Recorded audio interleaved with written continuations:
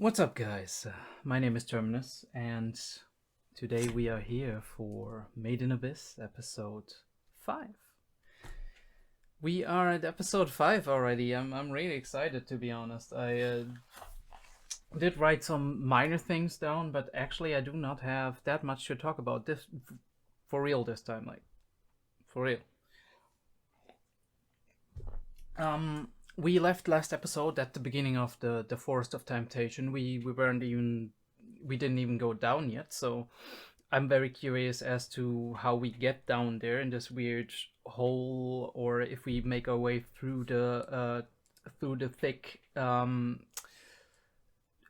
crowns of the trees. If we can get through there very easily, if Rek can actually manage to get us there, or if we have to employ some rather interesting tricks to actually do that. That will be a very interesting thing to know. Let me just wait. I'm gonna just put that on a couple of. I do like it more if you don't just see this part of my body and that's it. By the way, I did change the lighting a little bit. I set up some lights here and there. It's not perfect since I had to work with what I have at home, which is not a lot, but I think it should be better than what you were used to in the past videos and all that. So I do hope you appreciate that. I will probably get maybe a small LED panel that's gonna shine from somewhere here or there, so you can see my profile a little bit better, get that little triangle going that professional shooters, filmmakers, whatever, do like to employ. But speaking of light, where does the light come from in the abyss? That was one of the questions that I do hope we get answered. Maybe not this episode, but eventually as we go down, because there's a big argument to be made that a large portion of the day that we spend in the abyss is full of light. And I would not assume that to be the case on an island that is, right? The abyss is a hole. And when the sun is actually not, like, if the sun hasn't come up yet, or it already went down, there shouldn't be any light in the abyss. So the nights must be a lot longer than they are on the surface.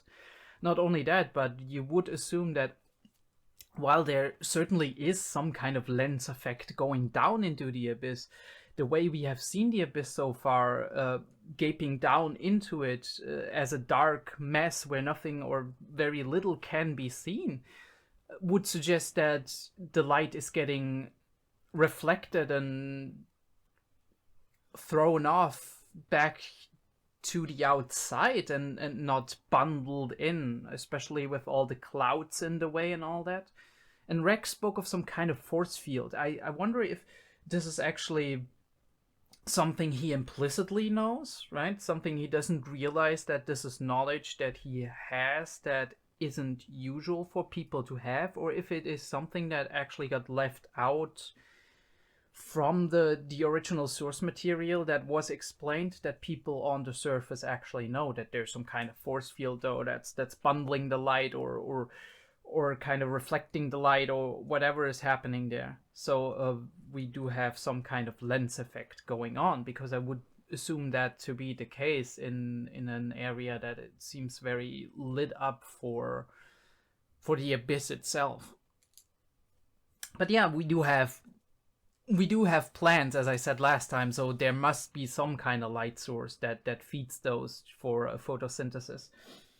Other things to talk about. Leader's test. Was it successful? They more or less managed to escape, and now they're making their way down into the Forest of Temptation. According to my information, they're heading for Seeker Camp, which is kind of the monitoring station on that level. So I assume black whistles and I think purple whistles and whatever people who can go a little bit further down than like the 600-meter groups. Because we are at this point at 1,300 meters, I want to say. They must regularly go to these points, although red whistles, obviously, as 𝐏𝐢𝐏 is a red whistle, and 𝐿 is also unofficially a red whistle, wouldn't go there, because if they went down there, they would be assumed to attempting suicide or be absolutely reckless and out of their mind.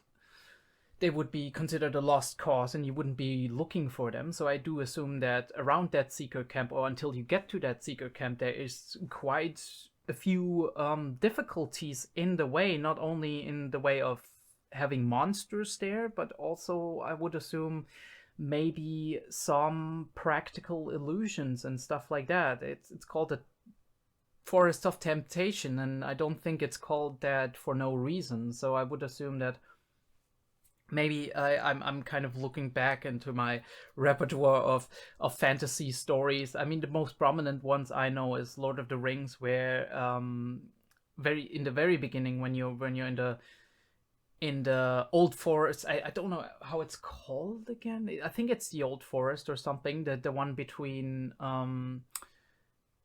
the Shire and Bray, which is the next big city of the humans.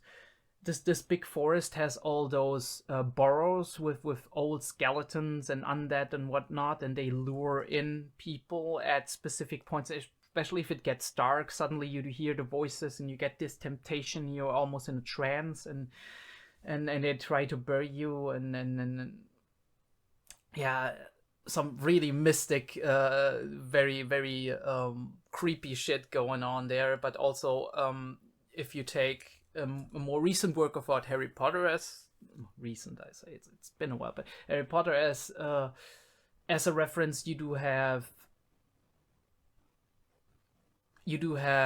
well, let me think.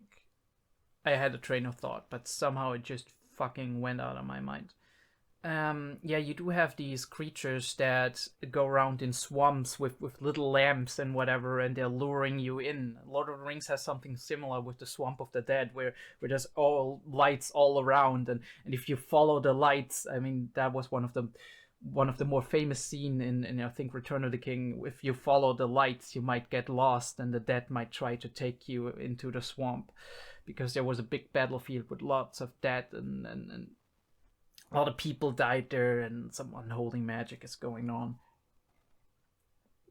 That's the kind of stuff that's really fascinating. It's also going in a similar vein as Lovecraftian, not exactly, but Lovecraft goes more in the sense of, like, I do feel a lot of Lovecraft stories start with a very thick, humid climate and air.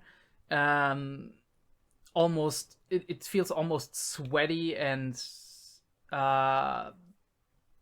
icky and kind of disgusting, and you are stranded like some kind of odyssey. Another story, for example, that I read deals with going deeper and deeper into caverns that have old ruins of lost civilizations that might have been alien or otherworldly in nature, and you get lured in and you lose your mind while you're going through it. So I do wonder if we do see something like this in the Forest of Temptation, something along those lines. Obviously, we can also play with our own temptations, our temptation for treasure, right? The all of Orth and the people of the Abyss are crazy about old lost relics that they want to seek. We can also play with the temptation of friendship and emotion. We can play with the temptation of 𝐏𝐢𝐏 seeking her lost mother, or 𝐿 seeking his memories. There's a lot that we can really go into here that might be a thing that we can expect in the Forest of Temptation. But yeah, it's very interesting to see that Habbo and Leader seem to trust 𝐏𝐏𝐿 and 𝐿 enough to, at least after they've put them to the test and they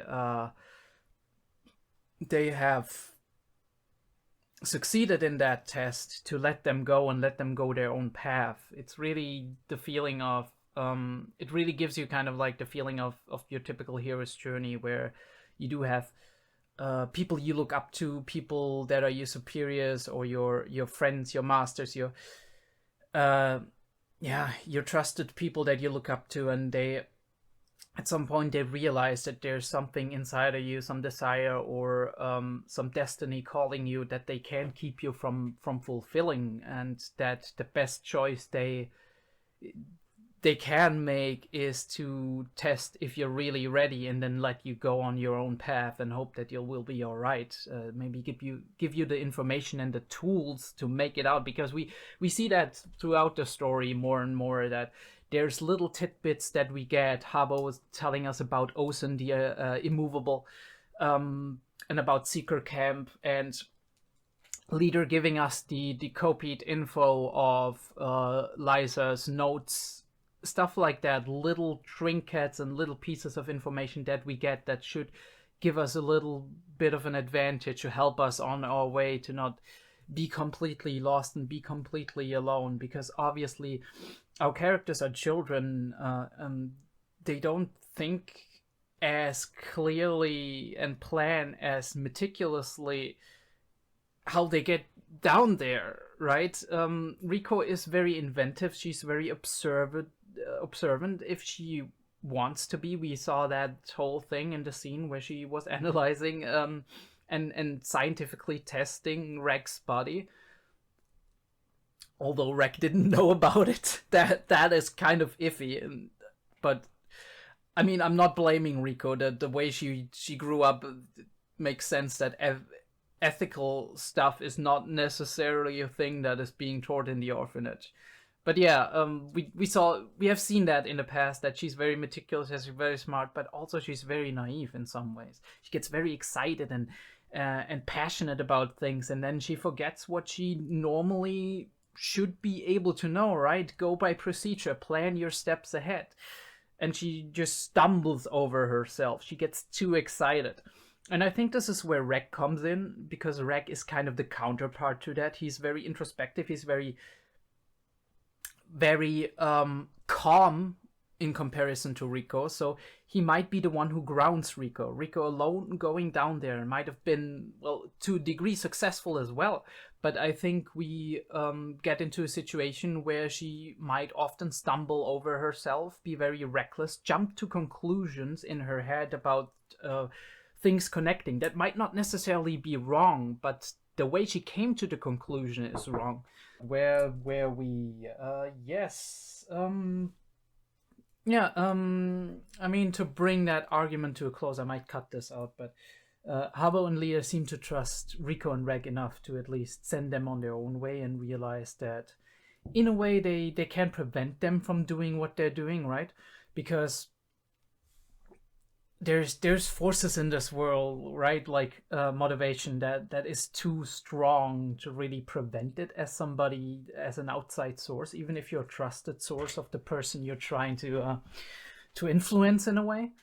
But yeah, other elements, jumping over. I did get a comment actually. Maybe I'll put it on the screen if I actually find it.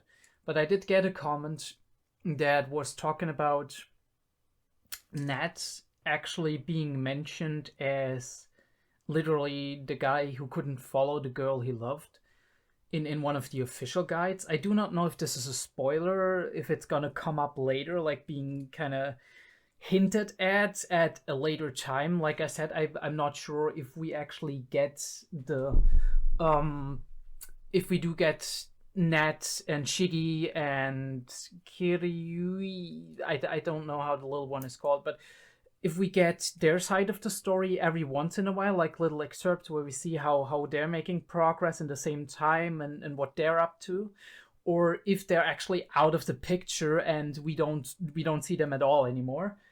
So that will be interesting if we see that down the line. If we see it down the line hinted at, it might have been a spoiler, so let me know. If not, my honest opinion about this is I don't think there was enough hinting that suggested that this was the case, right? I do think that there's a lot in there that shows that Nat cares really a whole lot about Riko, but Riko and Nat are very young. I think they mentioned Riko is 12, so Nat might be at the same age. And obviously this is the age where love and crushes can happen. But this is also the age where you're still very emotional about your friends. I mean, you're always emotional about your friends, but you know what I mean? Like, kids are a lot more expressively emotional about their friends. And there was nothing in the directing or the way the two of them were set up that made me believe that Ned and Rico might have had feelings for each other, at least that Ned had feelings for Rico, beyond friendship and whatnot, and caring a lot about her. So obviously there was also nothing to disprove or to get me to the conclusion that that is not the case, but I don't think they hinted at it strongly enough for it to be I want to say canon, but it is canon if the author actually confirmed it. But I think this might be one of those deals where the author was like, okay, I might want to include this element later down the line, but I don't know yet. So they didn't hint, or he didn't hint at it strongly. So he left it kind of ambiguous. And later on, he kind of low-key confirmed it outside of the series as a meta thing. But or maybe the movies, like I know the first two movies are recaps, so maybe the movies hint more strongly at that, but at least in the series it doesn't seem to be clear that this is a thing that's happening. So that is very interesting information. Obviously it adds another layer to this whole thing, that Ned might have had a crush on Rico and cared about it even more than we assumed that he has, and that he didn't have the courage to go down with her. But at the same time, you gotta ask yourself, would Ned have had the endurance, the motivation, the general skills to actually follow through? Because even for Rico, we doubt that, right? We are like, this is gonna be tough for her, and the only reason why we think she might be fine down the line, even though she's probably going through a lot of hardship, through a lot of trouble, is Reg with all his unknown capabilities and also his ability to possibly withstand the pressure of the abyss in general. And yeah, that was an interesting tidbit. Yeah, which brings me to Reg's capabilities. Last time we did find out a little bit something about that Reg, beyond having his robot parts and being able to extend his arms, does have feelings in all of his limbs, even like the cord things that connect his arms. And that he also seems to be able to zoom in with his eyesight. So he has very exceptional eyesight, which will surely be very helpful for us down the line. So I'm definitely wondering what other capabilities he's gonna find. Especially he had that little flash of his own voice saying something when he saw the Forest of Temptation. So that kind of view, that memory must have triggered something in him that he remembered. Other than that, yeah, warnings, big warnings. Ozen the Immovable, I already talked about it. We apparently do have people, in this case, Ozen the Immovable, who is supposedly at the first checkpoint, at the first Seeker camp. And we, according to Uncle Habo, we should be very careful and not trust her immediately. So she might be a person who is rather odd, so that could mean eccentric, that could mean she's unpredictable, and I would assume that maybe that kind of connects her to Rico's mother Liza, who was also described as being very, having a rough temperament, drinking a lot, being very rough around the edges and eccentric and whatnot. Rico is also eccentric, right? But in which capacity can we trust her? That is the question. Is she somebody who you can't trust because they're not reliable, in the sense that they're very unpredictable and weird? Or can we not trust her in a way that she has malicious intent or goals that are opposing to our parties? So that remains to be seen. Other than that, I did also mention last time, I did mention the Seekers, the Cosmic Compass. And the Cosmic Compass got lost. It got swept out into the waterfall because Rico is a dumbass. But I do wonder if it's gonna come up later, like some kind of twist of fate kind of thing. The compass suddenly shows up in a place unexpected to us. Especially since it went downstream, and downstream in this case would eventually lead to lower levels of the abyss. obviously the odds of finding something like this in such a huge place is almost none, but at the same time we are notching the right, we are on the hero's journey, we are on a special path here, and cosmic forces, especially if they're otherworldly, work in ways that we cannot imagine. So that is a very interesting thing. And I also do wonder if this thing about, oh yeah, this is the cosmic compass, the thing that Rico was reciting, being like, all right, this thing always points to the bottom of the abyss. If that is actually the case, if it just points to the bottom of the abyss, or if there's a reason why it points down there, maybe the cosmic compass is about what you desire, right? Maybe it shows you into the direction of your desire. In this case, in Rico's case, that would be Rico's mother. She's looking for her mother, and her mother is down there, or at least Rico believes she's down there. I mean, I'm pretty sure she's down there, but you know what I mean. Like, there's some vagueness in such a ruling that can be kind of bent and used in that way. And also, Reg knows or thinks that the answers to his very being, to his lost memories, to all of the things that he's trying to find out, is also down there. So very interesting stuff, and I do wonder if the compass is gonna come up later, or if we find out more about the compass later down the line, or similar objects such as the compass. Yeah, I think that's all I wanted to talk about. Like I said, it's not as much as usually. We're like 10 minutes in. I'm very happy, actually, that for once I don't have to talk for hours upon hours before the episode, and then after the episode I'm like, what do I talk about now? I mean, obviously often there is also a lot to talk about after the episode, but I feel like the occasional reaction, I do have those moments where I actually talk a lot before the episode, and then what happens in the episode kind of matches up with that, and after the episode I can only shortly talk about those specific things that I already spoke about very thoroughly in the beginning. But we'll figure it out, right? I mean, we talked about it either way, and we noticed it, and we're like, okay, that is cool. I predicted that, or I had that thing wrong. We're gonna find it out. Anyway, I think we get started now. I would really love for you to give me a like if you enjoy this video. I would also love for you to subscribe. I don't have that many subscribers now yet, and the more I get, the more likely it is that I can actually become a YouTube partner and whatever, and that people are gonna notice my videos a little bit more, which is really, really cool. I would really appreciate that. I also have a Patreon. It's set up with a $1 tier. You're recommended to get the $1 tier for now because there's no early access yet.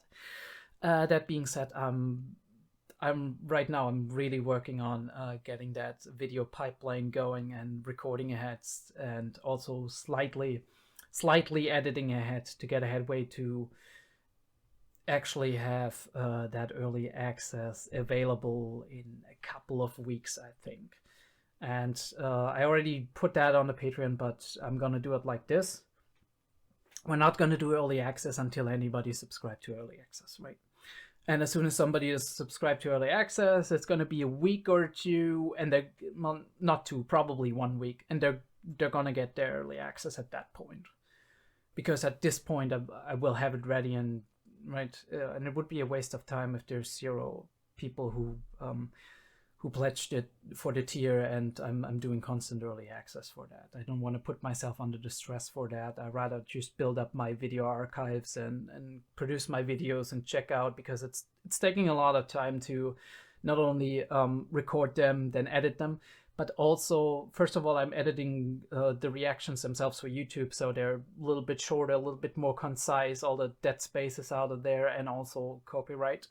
And then I have to compress them and upload them and see if YouTube actually accepts the whole stuff, or if I have to change some stuff around or do some additional editing on that. So that can take another couple of hours and whatever. So anyway, do join the Discord. I do have a link in the description down below. I would really appreciate you join us for now. It's free. You can talk to people about the same things, about anime. There's not a lot of people in the Discord yet, but you know what? If you join and somebody else joins and somebody else joins, at some point we're going to be a crowd, and then we can talk about shit, and the more people join, the more fun we're gonna have. And then we can think about maybe doing an event once or every once in a while, like a live stream, or I don't know, just hop in voice chat and talk about stupid shit if we're bored, whatever. So yeah, think about that. That being said, I'm gonna cut here. You know the deal. And we're gonna start with the reaction then. Now, let's get going in... That is not full screen. What am I doing? What are we doing? Let's go in a 3, 2, 1. Bam!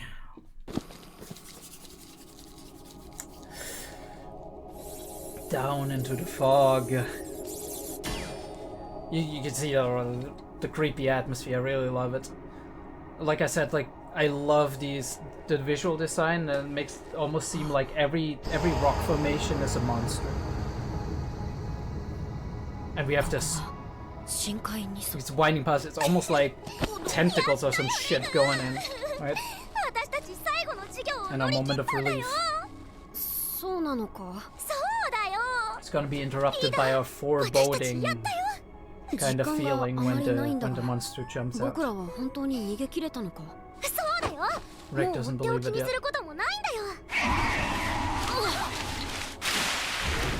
And our incredible monster design, the weird shapes, the fuzziness.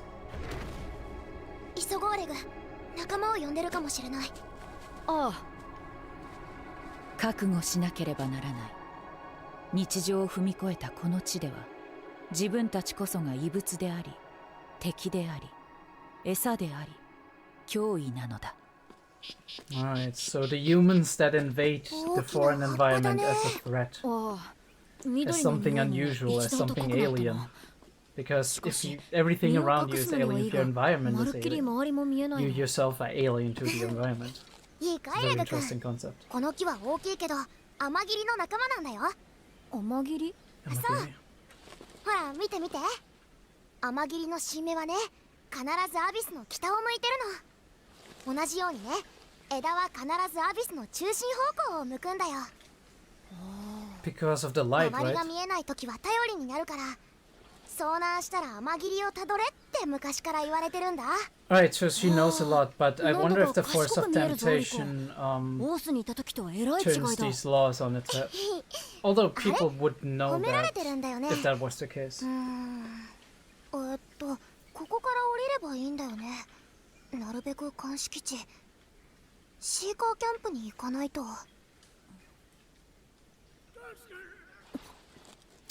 Voices in the woods? Is it real or is it fake? Is it like a trap? 誰かいる。あっちだ。助けを求めてる。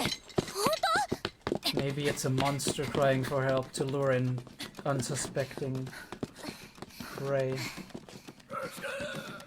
聞こえた。We had that thing about monsters imitating human voices in Fleon. Oh no, it's an actual... or maybe not. I think the guy is dead. Maybe it's using its vocal cords. Holy shit, that is fucking disturbing. Oh yes. It's time to run. People, it's time to run. 罠かもしれない。罠？あれ、泣きカバネっていうの。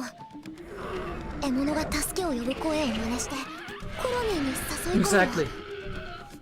だからあの人は Dead. もう。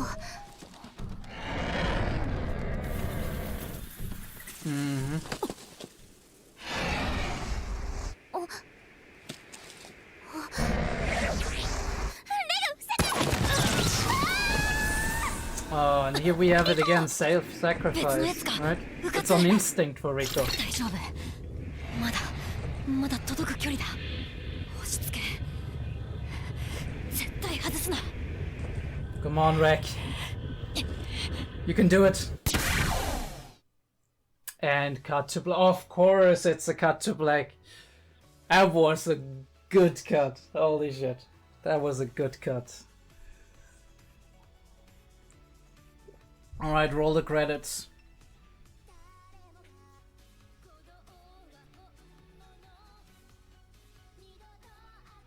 This city, like, it's almost mechanical, right? The wall isn't standing, it's rotating, it's insane.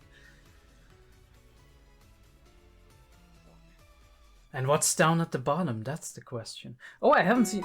Oh, okay. So the end cards of the OP change. Interesting. Oh, holy shit. Attack tactics.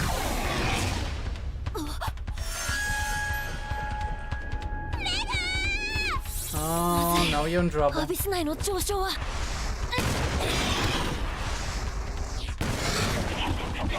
Yeah, but they can't hurt Rek.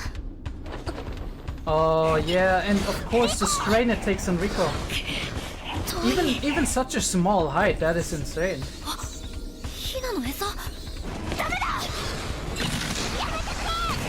Alright, come on Rek, you need to ride one of them up there.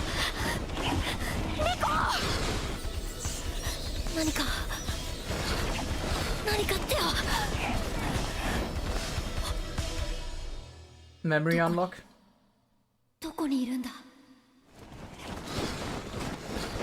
Alright, here it comes. Power up, right? This is a situation of survival. It's like do or die, and he's gonna go. Yeah.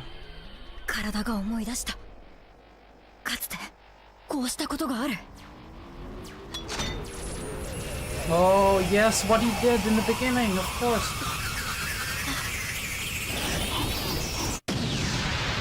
Holy fuck.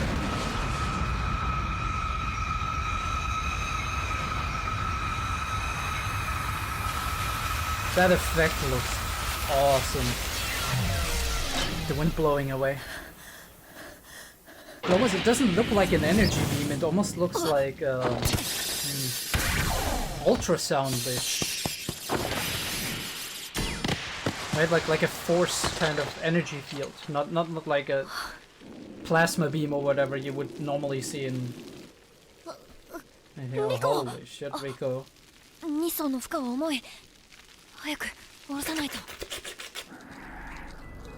Very delicious. Find it very interesting how Rek keeps trembling as well. Look at the destructive power. Mm-hmm.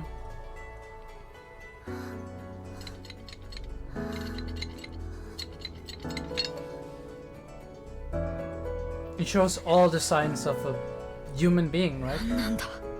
There's no difference aside from his obvious physical differences.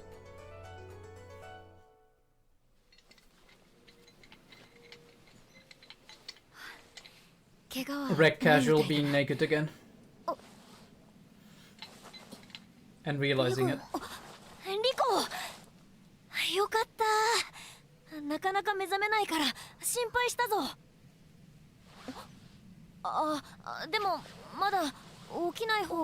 Oh, okay.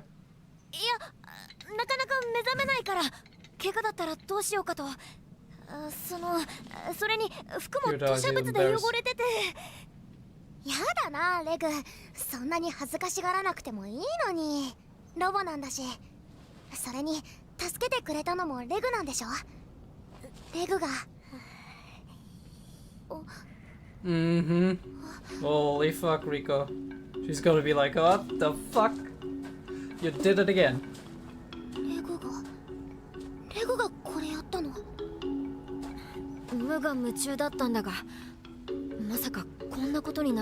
What are these, like, red stripes on him?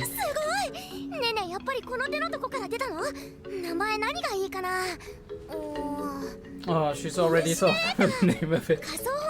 And here we have the title of the episode, alright.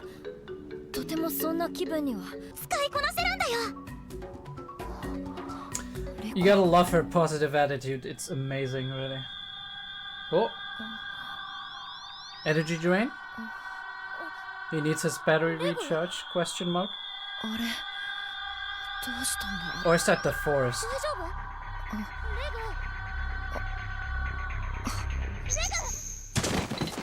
Alright, very interesting.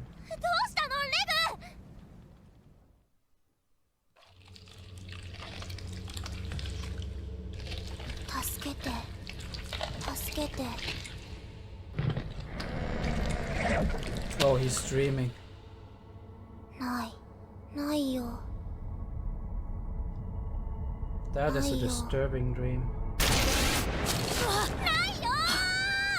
That makes sense, right? It's his fears. She could have died, he could have killed her. もう取っていたあの手帳か？ひょっとしたら泣きかばねに掴まれた時落としちゃったかも。ポーチの留め具も壊されてたし。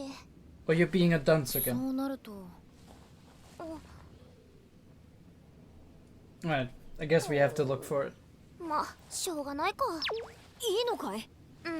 マジで最新部にたどり着いたんだ。とか、あの星の羅針盤も本当に奈落の底を指していたなんて。とか。それもさっき落とした。She really. せめてレグの機能大全に仮想法を書き加えたかったな。 He's really into the idea of being recognized like that. But, yeah, I mean, it makes sense. 僕のチンチンが生っぽいとかも書いてあったな。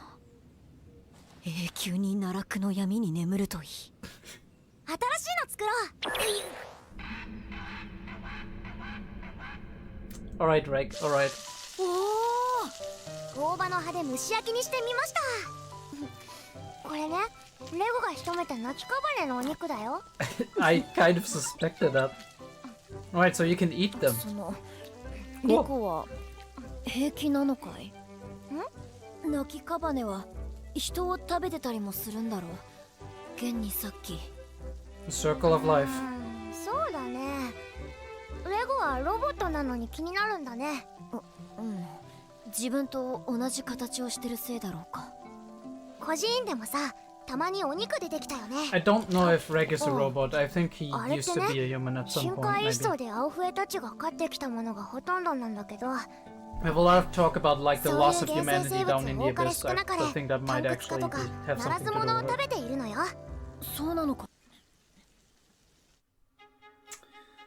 I haven't even written anything down yet. I'm so engrossed in the story, to be honest. Alright, we have a little montage, maybe? More climbing. Circle of life. My notes are very incoherent, by the way. Like, you see like 5 words or something. 5 little sentences that aren't even complete.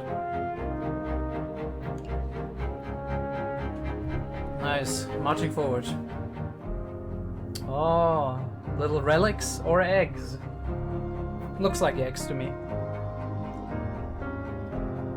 Reg's like, nah, I ain't having that shit. I need to carry that. You better leave it here. And she's gonna take one. Of course she's gonna take one.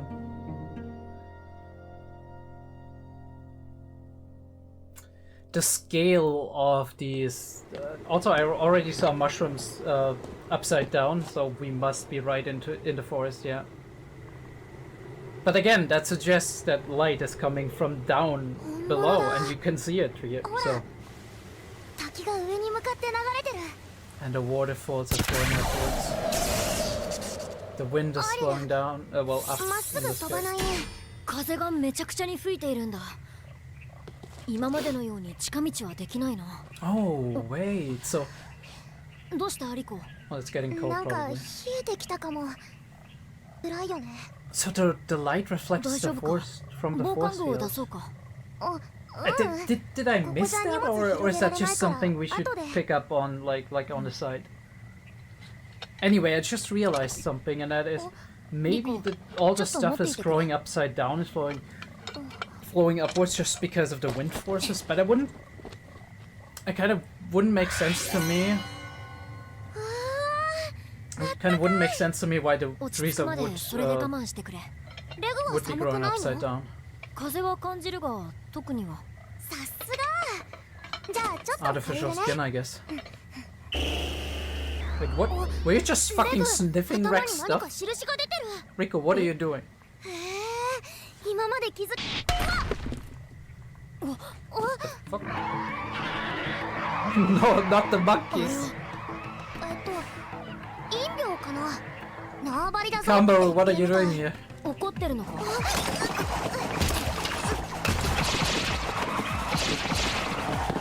The 𝐸𝓓𝕠𝕦𥬆 monkey is back. I really like the music. うわ来た It's like mildly threatening, but it's also like very playful in a way. Like a jungle vibe. It's so weird how like the rock formations are just there, or like the tree trunks and whatever. Although the gravity doesn't seem to be reversed. 何か近づいてます。二人です。 Some kind of assistant. 王子様 Her eyes kind な of んだ look か風が inhuman. 穏やかだな。アビスの中心から離れてきたからかも。そういや生き物もおとなしいよね。そういうものなのか？力場がね、光とか栄養とか運ぶから縦穴に近いほど生き物が多いんだって。そこから離れれば呪いもちょっとはマシになるって言われてるよ。シーカーキャンプが妙に離れた場所にあるの。あれ望遠鏡か？ Alright, I need to look at this entire section again to analyze this force field. The observatory, alright. これがシュって聞いたんだけど。赤笛にロボット警戒 Might さ be れ a ているかもしれないな。 yeah, might be a strange thing for them, レグ、あそ especially こ if they ま haven't で手 been 伸ば one せる？ before. 両手ならあるいは。まだ生きてたんだ、あのガキ。不 Ozen. 動教動かざる王然、無双の怪力を持つ白笛。 Oh. その目に I 宿 thought る that 光 was は the orphanage 子 lady, 供 but た it ちにとっ seems. て希望の光か、それとも Oh. 不吉の前兆か。 Ozen. Also interesting how that is kind of like an oxen bull kind of whistle. I guess it fits the theme. 空に浮かんでる Alright, like a little bit something to talk about. Circle of Life, the symbol on Rex's helmet, although just speculation at this point, I guess. The force field, I need to look at that. And Ozen. Very interesting. This is probably gonna be a short episode, not gonna lie. Not that I hate it. I mean, we already talked a lot about this stuff. It's gonna be more interesting the further we go down. Now wait, let me put that down.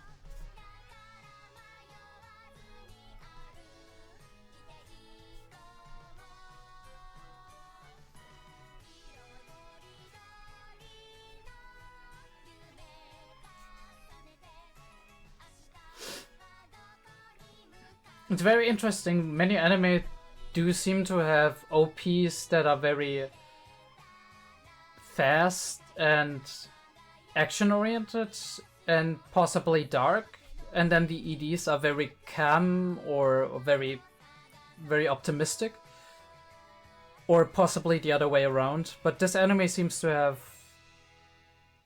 have a very optimistic OP and a very optimistic ED. I also really like how apparently.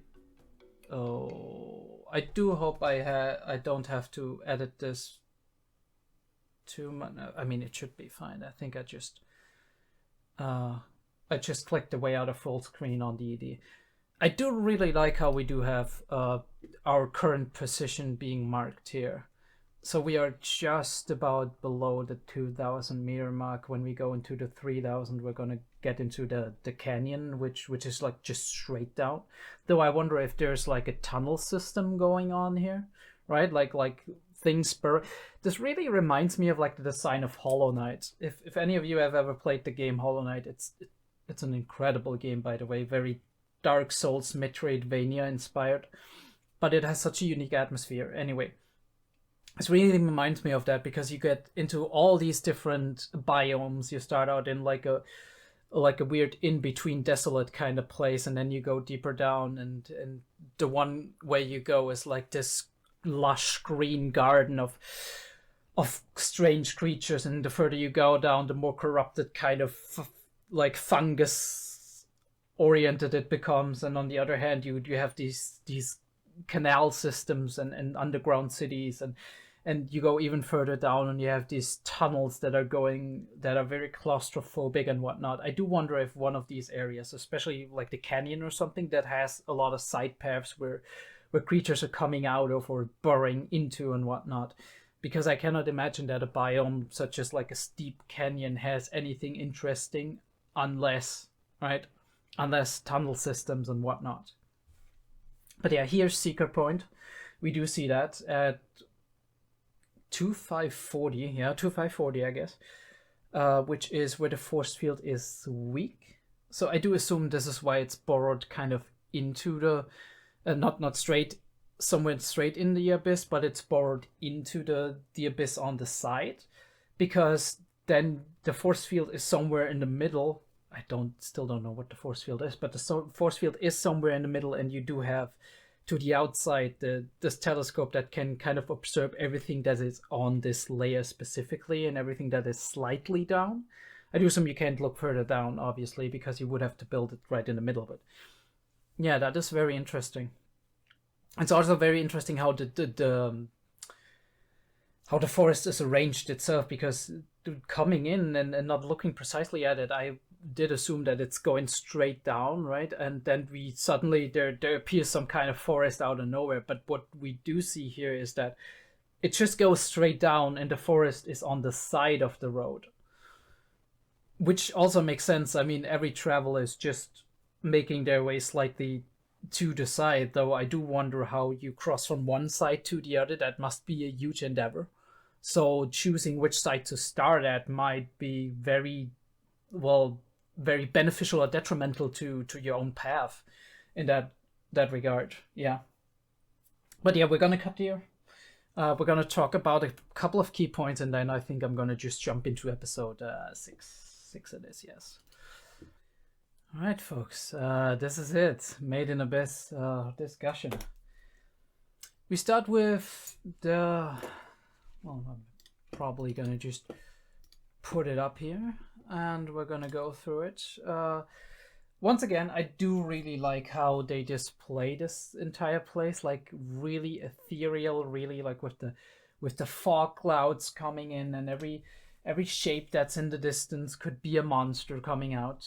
We do have that little moment of relief before we are reminded that we are prey, and then we go into the little forest full of these plants, which are called amagiri, and they are giant leaves, basically giant trees with one big leaf at the top, and they always point to the most northern point of the abyss, or so Rico tells us. I do think this is actually valid information of Rico, because she's been reading up on these things, and she probably wrote that down based on what people, even botanists maybe, have observed in the abyss. And this is like her survival know-how. We need to differentiate, I think, between Rico's survival know-how and observational stuff, which she's very good at, very meticulous at, and her thing about jumping to conclusions based on certain connections that might make sense being together, but don't have any business being together with what little information she has. That is just her speculations, and then she goes and she runs with it. Yeah, we are within that, and we do hear a cry for help and meet this creature. Interestingly enough, the first creature that is not drawn in this washed out way, right? This is the first creature that is not drawn in this washed out way. Why? Because we directly look at it, right? We do observe it.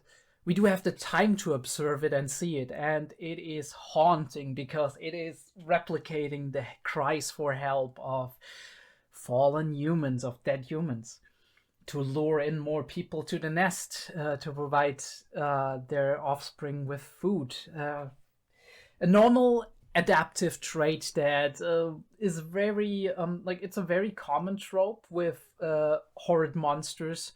I have seen this on multiple occasions. For example, in the case of Wendigos, or Wendigos, their stories of Native Americans and whatever, about Wendigos, I think that's where they originate, has often been about them being able to imitate the voices and cries of people they killed in order to lure in more victims. And we do have a lot of nightmare creatures that do the same thing on a basic level. There's something insidious about it, right? There's something insidious about imitating intelligence and vulnerability to lure in somebody and kill them, right? To murder them, to annihilate them, to mutilate them, to use them for food. There's something very demonic about it, which is also our connection point to 𝐏𝐢𝐏𝐿, which I'm watching at the same time right now. And in episode, I think it was 7, we did have the whole stories about how the demons evolved from monsters that cried help in the night to lure in more victims, and how they evolved into monsters, basically, not normal humanoid races, but monsters that can imitate human speech and understand the concepts that humans talk about to a degree in order to manipulate them into doing what they want them to do. But they're still insidious, at least as of episode 7. I don't know how it is going on. So slight 𝐕𝐴 spoilers. I'm gonna mark that. It's gonna be up in the corner. It's gonna be like 𝐕𝐴 spoilers, and once the spoilers are over, we're gonna drop that. Yeah. Okay, spoilers are done. But very interesting concept about these monsters, also not too uncommonly used. This insidious nature of calling you with the voices of humans, maybe even with the voices of people you know and love. That is another thing that's commonly very often used. Imitating humans, imitating human intelligence, and there's something very unsettling about this. I think it's the same kind of unsettling that we do experience in the uncanny valley of computer animation or robots. Robots are getting to the point, at this point, at least to prove a concept. We don't have them out here everywhere or whatever, but we do have them on various demonstrations and events where top scientists present robots that look very human-like. They talk very human-like. Even their expressions start to imitate the human facial muscles, and it's to a degree. At some point, it becomes normal, right? If it's so close to our own that it is almost indistinguishable, but in between that line, right, when it's almost believable but not quite, and it's because back in the day when we did robot and computer animation and whatever, it was so far away from what humans would look like and talk like that it wasn't uncanny. But in the space in between, in the last couple of decades, when technology evolved further and further towards a point where it would seem more and more like humans, but not quite, that is when this uncanny valley kind of originated. And at that point, I think that is the same kind of uncanny, creepy feeling that you get when you think about monsters or demons or whatever, ghosts imitating the voices, right? You hear voices in the night, and it's the voices of children laughing, and right, or strangers suffering and asking for help, and it appeals to your human nature. It appeals to the goodness in your heart, and it's that goodness in your heart, it's being used against you in order to spell your doom, and that is something very creepy in a lot of stories. But yeah, we overcome this this little piece of trouble by Rico almost gets kidnapped, and I didn't notice that it was really such a low altitude change that was needed for somebody to feel these effects of to feel these incredible effects of the curse of the abyss, or the diver sickness, or whatever you want to call it. And she passes out immediately, already having vomited a little bit. 𝐿 tries to save her, but we do see that these monsters are intelligent. They block his attempts of saving, and he has to figure out something else. And in this moment of need, in this moment of absolute survival of somebody he cares very much about is being threatened, he remembers that little piece of information. He's been here before. He's done something like this before, and he remembers how to shoot that laser, which like I said, it looks more like a power blast, right? It has very cool colors, right?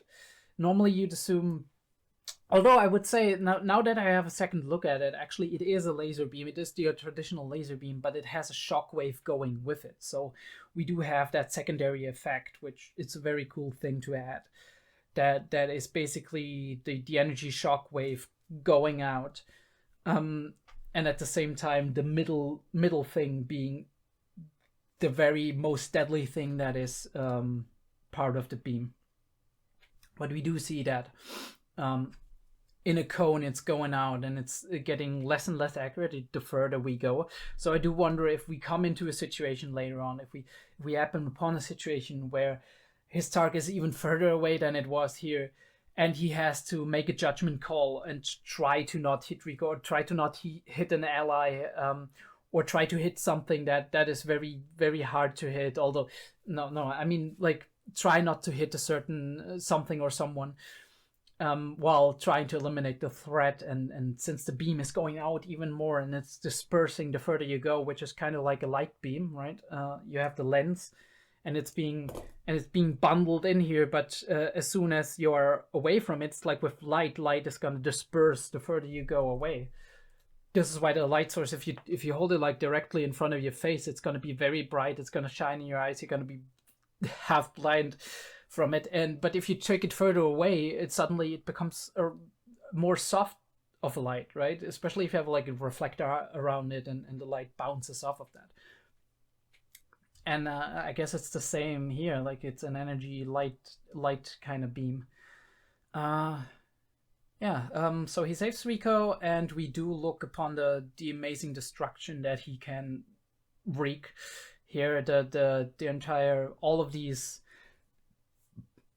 I assume, how do you call it? I'm gonna cut this out probably.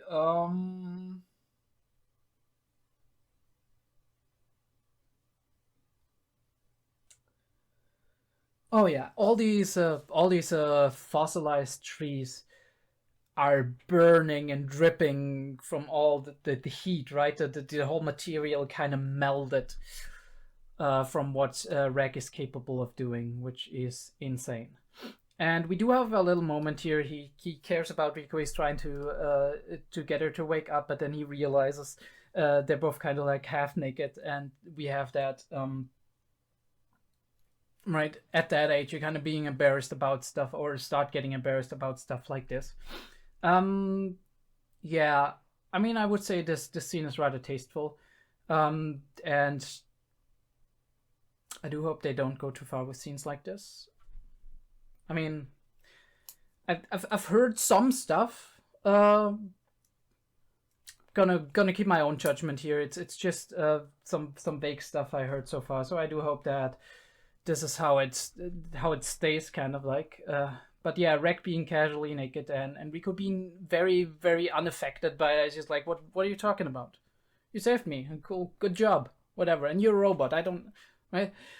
Which is very interesting because 𝐸𝐬 is seeing himself as a human. We do see that as an example later. He we'll come back to that later. No, we'll talk about it now. Yeah, he doesn't want to eat the meat of the monster later because it has eaten humans before, and he feels queasy about that. As opposed to Rico, who doesn't care, who is not affected by it because he's like, well, that's natural, right? They eat humans, they become strong. We can hunt them, we can eat them, and then we become strong, right? It's the circle of life, which leads me to the circle of life point. It's very interesting that this is a thing that's being discussed in many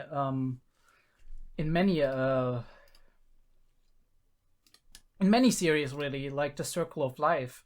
This understanding of, yes, we are prey to some predators, and we need to watch out that we don't get killed because they're dangerous, but at the same time, through human ingenuity and through invention, through technology, we are able to overcome these physical limitations that we have as well, the physical limitations of our species, in a way that is also evolution, right? It is evolution not on a biological level and not on a genetic level, but evolution on a level of, well, even on a genetic level, because our intelligence rises and our life expectancy rises. Life expectancy, what also increases is the amount of wisdom we can assemble in one generation and the amount of wisdom we can give on to the next generation. But yeah, that's some form of evolution, and I would argue that these days humans have evolved into this or to this point that we are actually just evolving on a technological and intellectual level and not on a or barely on a biological level anymore. And you can see that this kind of evolution has its disadvantages, of course, because there's a lot of like stuff that once you are in the position that most humans, even if they have genetic issues, don't die from them as easily and can overcome that and still reproduce. You do not weed out these quote unquote weak genes. Careful about that. All right, that's a very dangerous mental path to go down. We shouldn't go too far into that. But from a purely scientific standpoint, that is the disadvantage. But the advantage is that mechanical, technological, intellectual evolution is a lot faster than our biological evolution would be. Biological evolution takes hundreds of years, thousands of years, millions of years to actually take effect in certain genes and gene expressions. But technology, you've seen that since the 1900s or the 1800s, we have developed so fast and so vastly in so many fields of science and of technology, and right, we have basically gotten from dying to all kinds of sicknesses, barely having any notable hygiene or medicine to speak of in the Middle Ages, and like over to the Renaissance, and then we went on to the Industrial Revolution, and now we have the internet. You can connect to somebody at the opposite side of the world within 1 or 2 seconds delay, right? This is incredible. Not even less than 1 or 2 seconds in most cases. But yeah, technology is a form of evolution, and it's a very fast form of evolution. Obviously, it comes with its own challenges, right? Ethics, for example, laws, right? They need to develop at a similar pace, and at the moment, technology expands at such a rapid pace that ethics, laws, and our own understanding, our own concept of the world can not always keep up with it. But yeah, that was my little tangent on evolution and the circle of life and whatever. And obviously, the circle of life, to round that out, the circle of life is all about making use of the resources you have, but also being aware and thankful that they exist, right? It's like the typical stereotypes of the natives hunting in the woods versus the industrialized people hunting in the woods. Industrialized people do their hunting thing. Oh, I do hope this lamp is not gonna fucking hell. I think it's gonna fail me. Yeah, I mean, it is what it is. I'm gonna take a quick look. It's not that dark. It's okay, I guess. I don't like it, but you'll have to bear with it. Second video, I'm gonna actually put up the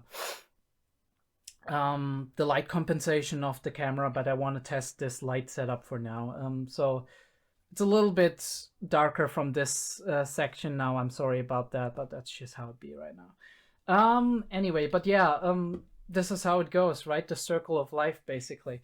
You do have the stereotype of the industrial nation, the industrial civilization or culture coming in and being like, yeah, I hunt this, I hunt that, I eat it, whatever, right? But the natives being like, thank you for this meal, and thankfully, thanks to the woods for providing me, or for the land providing me with this, and being really respectful and appreciative of what they have, rather than our modern society, which just consumes and consumes and consumes.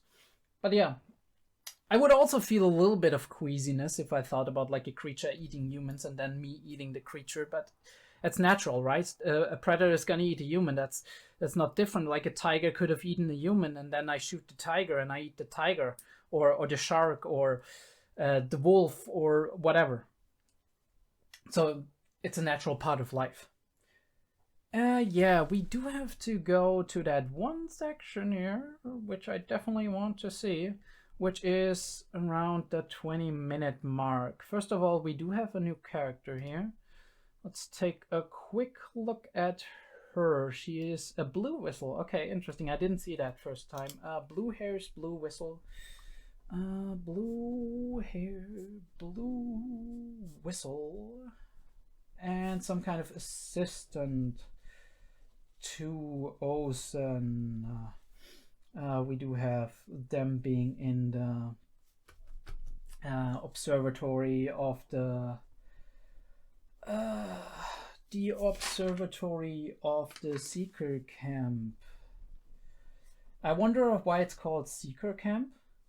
I guess Seeker could be Seekers of Treasure, but that is a very interesting term, and I would wonder if Seekers are actually a designated class of people.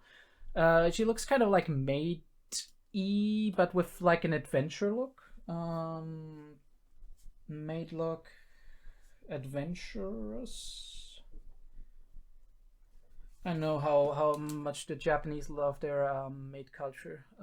But yeah, we do have some observatory here. And we do also have the explanation as to why the observatory would be right here. And her eyes kind of look like reptile-ish. Reptile-esque eyes. Alright. There goes my pen. Anyway, yeah. So it seems the wind come down. That might be because we've left the central part of the abyss, right? We're going into the little crevice here. The creatures are more peaceful, so creatures are more aggressive. Very interesting. Creatures are more aggressive. Aggressive and possibly predatory. Creatures are more aggressive. Wait, give me a second. Creatures are more aggressive and possibly predatory in the middle of the abyss. Which kind of makes sense, I guess, because it's out in the open. And out in the open you would only be if you can actually defend yourself. And if you're looking for prey. So the strategy of the smaller creatures would probably be more akin to hiding in the crevices of the abyss. Yeah, that's how it works exactly. The force field carries light and nutrients, so there are more creatures the closer you get to the center. Okay, so we have a force field that carries even nutrients. Okay. Where was our force field topic? All right, force fields. Carries light and nutrients. I still don't know what the force field is. Have I missed? Actually, write it down in the comments. Have I missed what the force field is, or is it supposed to be like trip fed to us? Yeah, okay. I'll say that when you get far away from there, the curse becomes easier to bear. So the curse is the strongest in the middle. Curse strongest in the middle. Does that have to do anything with the force field? Question mark. Is the force field the cause of the curse, and where's the force field coming from? Is it maybe coming from all the way down in the abyss? Like the city we saw in the intros looked like it was generating some kind of energy beam upward, so maybe that is the force field that the thing is coming from. And then within that city kind of holds probably a population, or possibly not even a population, possibly nothing at all, just like some old guardian or some shit that is still keeping track of it and keeping the force field up and running. And then we come down here and we find out a bunch of stuff about it, maybe. Who knows? So yeah, the Seeker camp is in this remote place, so you can observe better, because the inverted forest is too high up to descend from directly. To descend too high up to descend. Oh yeah, because you have to descend. Okay. So it was a rest area for people taking a long way around. So in some way, the inverted forest was built / colonized as a rest area. Very interesting. So because it's too far down to the canyon or whatever that thing is called, like the cliffs, and you would have to go from the inverted forest and move around and then make your way probably along the path that was built downwards again. So you do have a little in-between area that is kind of where you can rest and recover your forces and whatnot. You can see further where the force field is weaker, so they ended up constructing a big telescope here. So I do wonder if it's like... let me see. If this entire thing is basically... You can see better where the force fields is weaker. So I do wonder if this is an effect of, like, if you can actually see inside the force field, or if that only applies until you get to the area where the force field becomes more and then you can't see anymore. But I think it would make more sense if you can actually see from the outside into the force field further if you're farther away from the force field, because it seems to distort our senses in a way. Distort senses and apertures. Technology. So you can see inside of it, but if you're inside of it, you can't see that far, which makes it very dangerous to deal with, of course, I would suppose, I would assume. Yeah.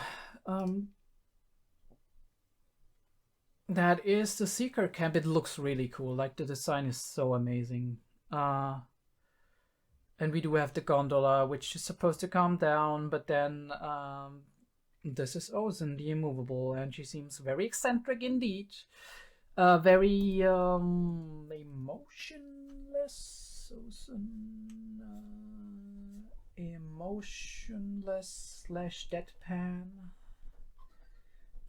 She has a type, definitely, and she has like that oxen kind of whistle here. So every white whistle has a special whistle, it seems, or at least like people who wear with Liza. I did actually originally assume this was the director of the orphanage, because it looked like it, but I've seen her in the intro, so I do assume she's going to be a character that occurs in more than just one episode, and she might have a relation to the director.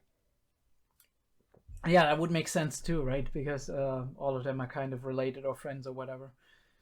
And that's it for the episode. Actually, that is basically everything I wanted to talk about. Yeah, other than that, I think on to episode 6. Episode 6, yes. You know, the usual. I hope you did like the video. If you did like the video, give me a like, please. It helps me a lot.